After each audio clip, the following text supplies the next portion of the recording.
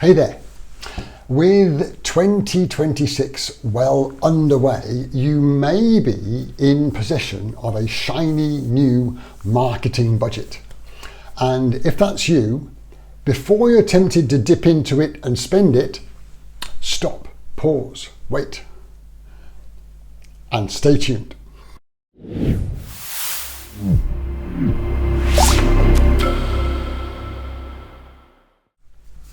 Hello there, Ian here once again, and it's a pleasure to be able to be with you. I hope this is catching you happy, healthy, and strong. Yes, that shiny marketing budget is there, ready to be spent if you have a new budget. But I am recommending that you spend it on a source or spend it on an area that may not be immediately apparent, but it can save you a lot of money and make you a lot more profit.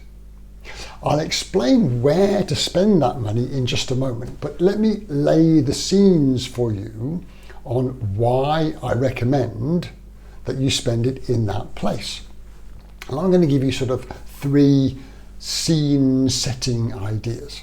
The first of those ideas is that customer turnover costs you a lot of money. We spend all that money and time and effort in acquiring new leads and converting them to be new customers, which we should absolutely do. That's part and parcel of running a business. But we want to make sure that we're not losing customers, certainly before they've contributed a significant amount of value to the company. It's a bit like having a party. You know, your company is like a party. You're welcoming people to your party through the front door, but you want to make sure that they're not going out of the back door through the kitchen to somebody else's party. So the first idea is that customer churn can cost you a lot of money, a lot of profits.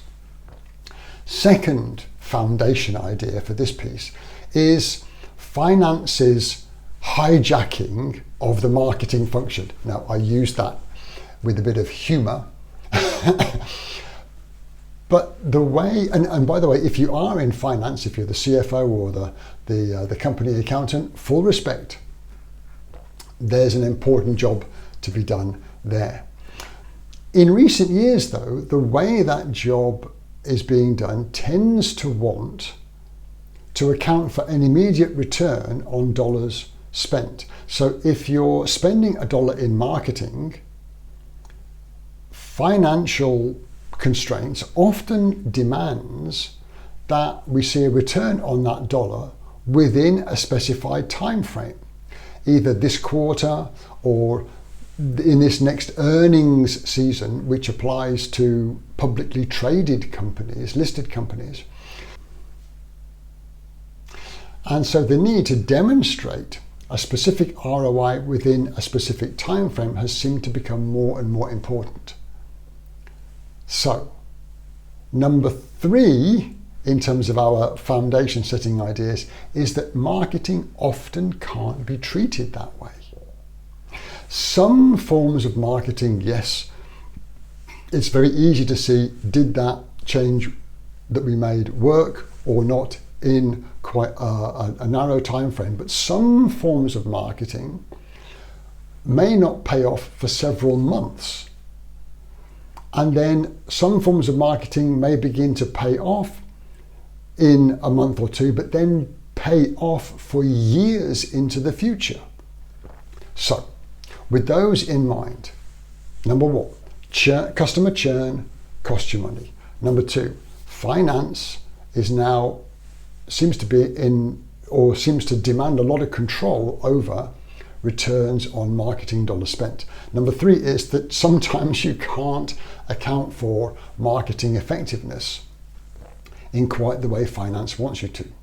So where do I believe we should spend a portion of that marketing budget? And that is in the area of customer service. Now, remember, we want to be welcoming people into the company through the front door, through our marketing and sales efforts, but preventing them from going out the back door. And that relies a great deal on our ability to service our customers. Now, with the rise in popularity of artificial intelligence, my view is that human-to-human interactions are going to become more and more important. And if we think about it, when we seek customer support and we really need help, our problem is probably complex in nature. If it was a very simple problem, the chances are an artificial intelligence customer services bot or customer response system would probably be able to solve that problem for us, or a frequently asked questions page can probably give us the answer. When we need support, it's most likely that the problem that we have doesn't fit into that neatly defined set of responses that an AI bot can help us with. It's the equivalent of, okay, look, enough of that. Can I talk to the manager, please? Who can understand my problem? Let me give you a couple of quick examples on why this is so important. The brand Dyson is an extremely successful household brand, vacuum cleaners and hand dryers. You probably recognize the brand. They're very, very successful. And they were in a call center customer services meeting with James Dyson himself presiding. And the meeting was sort of standard call center metrics, wait time, call resolution time, and it was all, the theme of the meeting was, how can we get people off the phone as fast as possible? And James Dyson actually sort of called a timeout to the meeting, and he said, look, we've got it wrong. What we should be doing is treating these calls as a gift. We should be honored to receive calls from our customers and embrace the chance to solve their problem and do something unexpected, give them a great experience and solve their problem. And if it's good for a brand like Dyson, it probably will work for you too. The other example was from my wife. We had a well-known coffee machine that wasn't doing quite what it was supposed to do, and she rang the customer services hotline. And when she came off the phone, she said, that was one of the best experiences I've had from a customer services call. I said, well, what happened?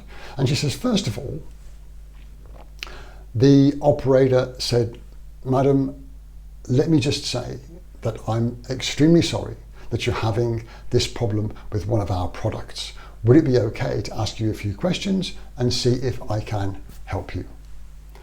Suddenly, all that angst and stress for the machine not working was taken away, and she had a really good experience on the phone with the customer support guys. So this is really important. But back to finance, can we measure the effectiveness of spending money on the call center? Well, yes, we can. It might take a bit longer to measure that the return, but it will be there over time. It might take several months for that, but you can look back and say, how many customers did we lose?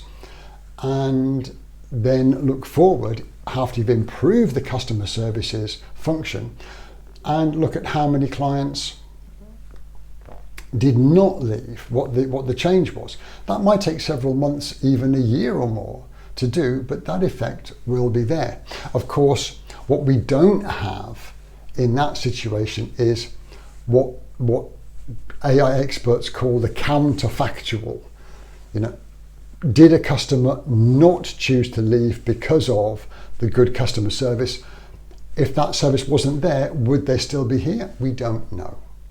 But in my view, it is really money well spent.